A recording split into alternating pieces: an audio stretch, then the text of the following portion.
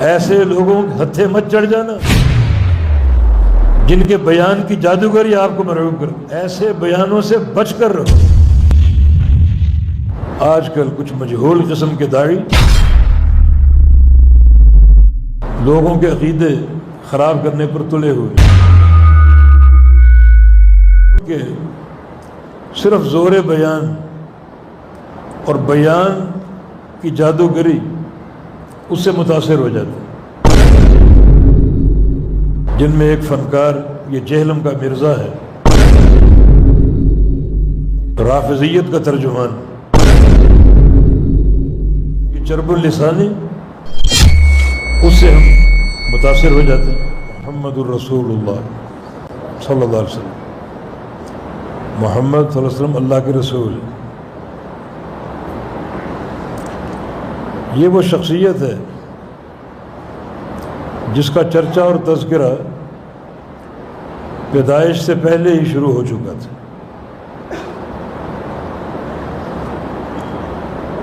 صحیح بخاری میں حدیث ہے، رسول اللہ صلی اللہ علیہ وسلم کا فرمان ہے کہ انی اعرف حجرا بمکہ کان یسلم علی قبل ان ابعث۔ مکہ میں ایک پتھر ہے، مجھے معلوم ہے، بتاؤں گا نہیں، وہ مجھے نبی بننے سے پہلے سلام کہا کرتا تھا۔ جب بھی پاس سے گزرتا تو اس پتھر سے آواز آتی، السلام علیکہ یا محمد صلی اللہ علیہ وسلم۔ نبوت سے پہلے آپ کی یہ توصیف اور تفضیل شروع ہو چکی تھی۔ نبی علیہ السلام کی حدیث ہے، انا دعوت ابی ابراہیم وبشرى عیسیٰ ورؤیا امی۔ میں اپنے باپ ابراہیم علیہ السلام کی دعا ہوں۔ یہ بھی آپ کا تذکرہ پیدائش سے پہلے، جب خانہ کعبہ تعمیر کیا ابراہیم اور اسماعیل علیہ السلام نے، تو اس موقع پر کچھ دعائیں کی تھیں۔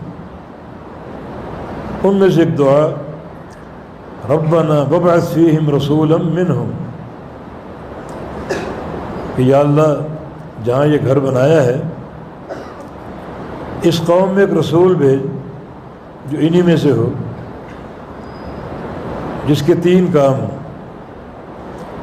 یتلو علیہم آیاتک ویعلمہم الکتاب والحکمہ ویزکیہم، تیری آیات کی تلاوت کرے اور قرآن و حدیث کی تعلیم دے اور ان کا تزکیہ نفس کرے۔ یہ سارے کام وہ شخصیت کرے، یہ شخصیت محمد الرسول اللہ صلی اللہ علیہ وسلم کی۔ یہ آپ کی پیدائش سے بھی ہزاروں سال پہلے آپ کا تذکرہ، آپ کا چرچا ہو رہا ہے اور آپ کی بعثت کی دعائیں ہو رہی ہیں کہ گھر تو بنا دیا ہم نے،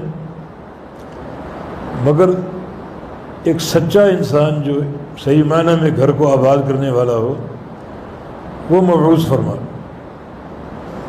یہاں ایک نقطے کی بات ہے کہ مسجد ان دیواروں اور سنگ مرمر کا نام نہیں ہے، اصل مسجد اس شخصیت کا نام ہے جو اس کو آباد کرے، جو اس مصلی کا وارث ہو اور اس منبر کا وارث ہو، جو مصلی کا حق ادا کرے، بالکل مسنون نماز پڑھا کر، اور منبر کا حق ادا کرے، توحید و سنت بیان کر کے لوگوں کی تربیت کرے، ان کی اصلاح کرے، تو اصل مسجد اس شخصیت کا نام۔ باقی یہ چیزیں، دیواریں ہیں، چھت ہے، یہ خوبصورتی، یہ سنگ مرمر، یہ مسجد کا ایک مقام یا اس کی عمارت کا تعین ہے۔ جس کی مسجد کو ضرورت ہے، ایک ایسا گھر ہو جو لوگوں کو بارش سے بچائے، گرمی میں دھوپ سے بچائے، تو یقیناً یہ ساری چیزیں بھی مسجد کا حصہ ہیں۔ مگر اصل مسجد جو ہے وہ شخصیت کا نام، جس کو آپ نے امام اور خطیب مقرر کرنا ہے، جس نے لوگوں کی اصلاح کرنی۔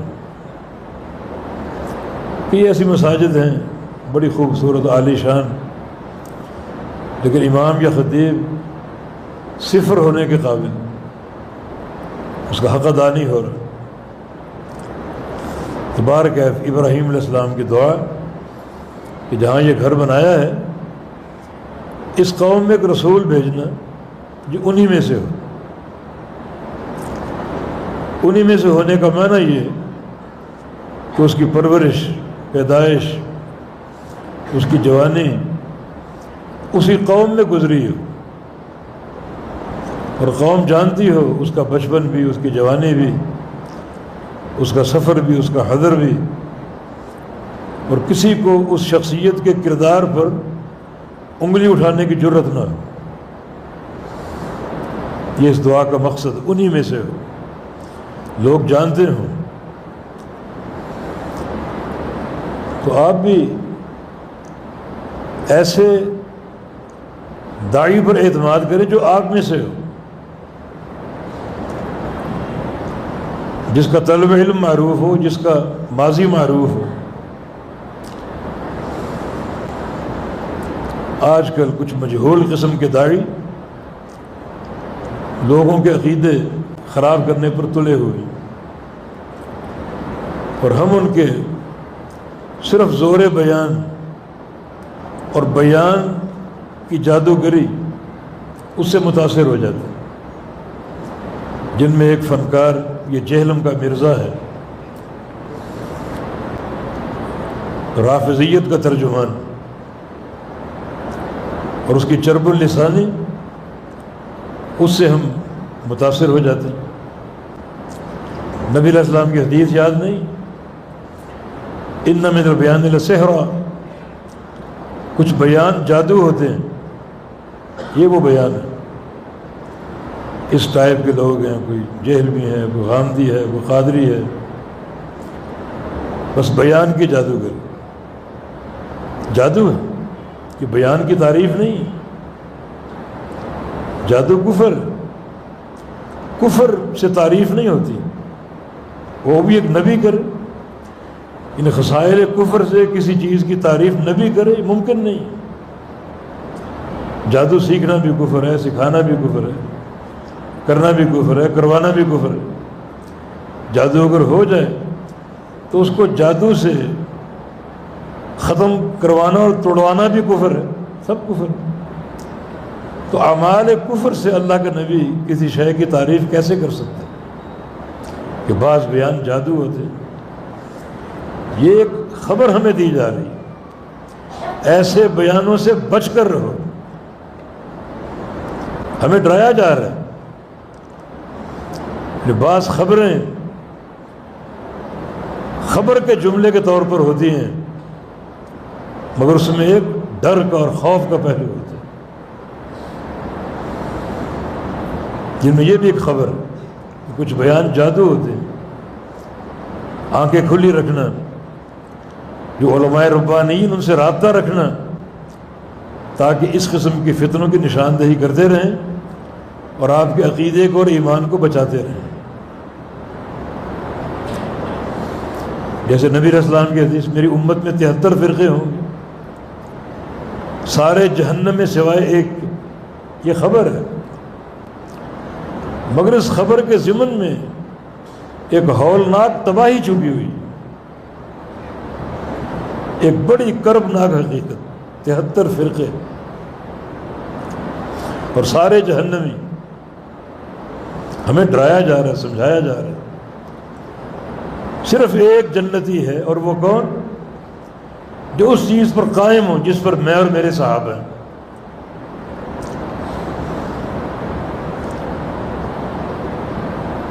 تو اس خبر کو سمجھنا ضروری ہے، جو اس میں ایک ہولناکی چھپی ہوئی ہے اس کی معرفت ضروری۔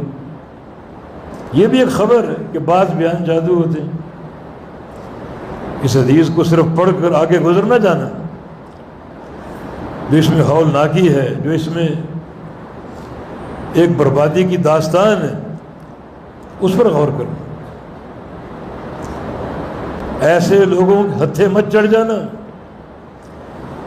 جن کے بیان کی جادوگری آپ کو مرعوب کر دے۔ یہ لوگ جادوگر سے بڑھ کر خطرناک ہوتے ہیں۔ جادوگر جو اصل جادوگر ہوتا ہے، اس کا جادو، اس کا عمل ایک فرد واحد پر ہوتا ہے۔ رات کی تنہائیوں میں، اندھیروں میں، بعض اوقات قبرستانوں میں جا کر اپنے منتر کرتے، عمل کرتے۔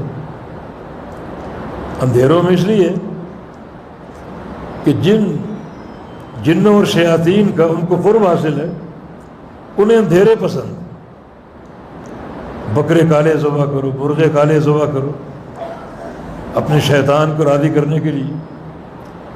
اور ہماری قوم بیوقوف بن کر کالے بکرے تلاش کرتی، مارے ماری پھرتی۔ پتہ نہیں کہ یہ سارا جادو کا عمل، یہ شیطان کا تقرب ہے۔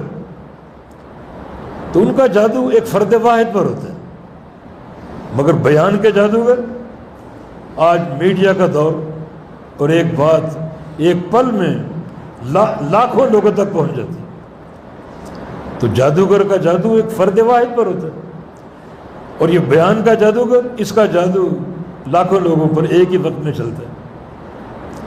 تو نبی علیہ السلام کی حدیث پر غور کرو، خالی یہ خبر نہیں ہے، ایک تنبیہ ہے، یہ تخویف ہے، اس میں ایک پہلو ڈراوے کا ہے کہ جب بعض بیان جادو ہوتے ہیں تو ایسے جادوگروں کو کھلی نگاہوں سے دیکھنا، یہ نہ ہو کہ ان کی زبان کی لچھے داری اس کی لپیٹ میں آپ آ جائیں۔ اور آپ کو اللہ تعالیٰ نے ایک معاشرہ، ایک ماحول دیا ہے۔ ہمارے ماں باپ، ہمارے باپ دادا کن علماء کی صحبت میں بیٹھتے تھے؟ ہمارے علماء جن کی سند معروف ہے، جن کی تحصیل معروف ہے، جن کے مشائخ معروف ہیں، جن کے درسگاہ معروف ہیں، امن ہی امن ہے، سکون ہی سکون، سلامتی سلامتی۔ اور ہم تماشبین لوگ کہ چلو فلاں کو بھی سنتے ہیں، کیا باتیں ہو رہی ہیں۔ میری بات یاد رکھو، کسی مجہول داعی کو سننا ناجائز ہے، اگر پتہ نہ ہو آپ کو اس کا شیخ کون ہے، اس کی سند کیا ہے، اس کی تحصیل کیا ہے۔ مجہول، فرد مجہول کو سننا جائز نہیں۔ جیل میں کہاں سے تیار ہوا، کہاں سے اٹھ کر آیا، ایک کمرے میں بیٹھا ہوا ہے اور اپنا جادوگری کا عمل کر رہا ہے، سننا جائز نہیں۔ کیوں؟